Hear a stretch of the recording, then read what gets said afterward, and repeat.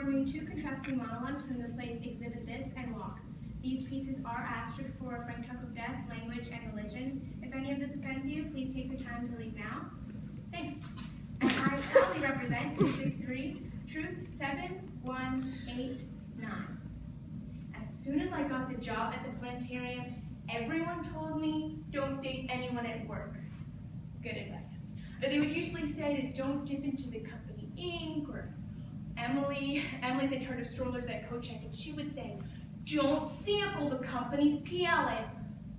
Right, so the first guy I date, he's a waiter in the cafeteria and part-time student in Islamic art. He's a nightmare. He virtually stalked me, yeah. He gives me this armlet. It's like a wristband, knockoff of an early medieval bracelet from Greater Iran. It was gold, I thought it was gorgeous, I just swear it had a homing device. Besides the fact that all of his friends drove cabs, he could track me down in a half hour. It wasn't until I started wearing glue.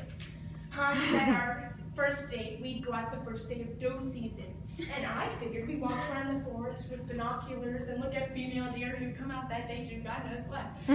So I prepared a picnic basket and wine and Hans Joseph in camouflage.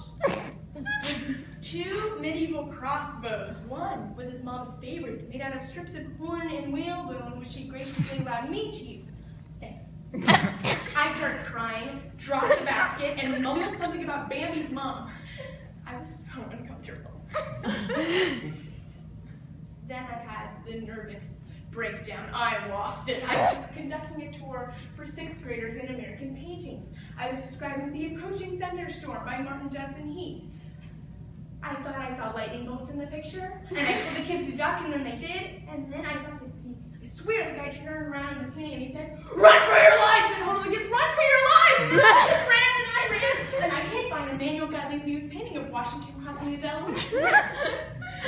They called the police. I wouldn't come out. I started screaming and kicking, and then Hans come behind the painting, and he tried to calm me down a little till Emily, you remember Emily, she's in charge of the strollers at Kochek.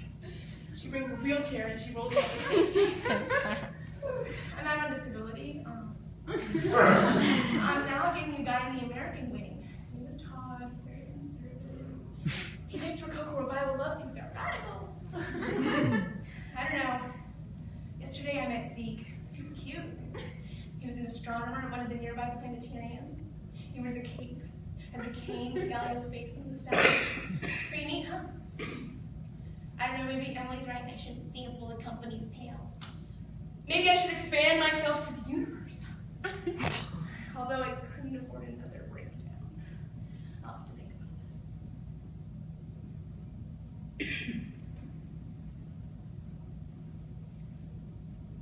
Yeah, I'm fine.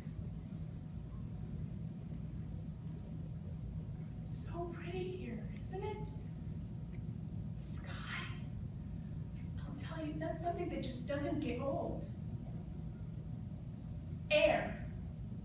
You think about things like that once you're, whatever, what's worth your time and what's not. Like computer games.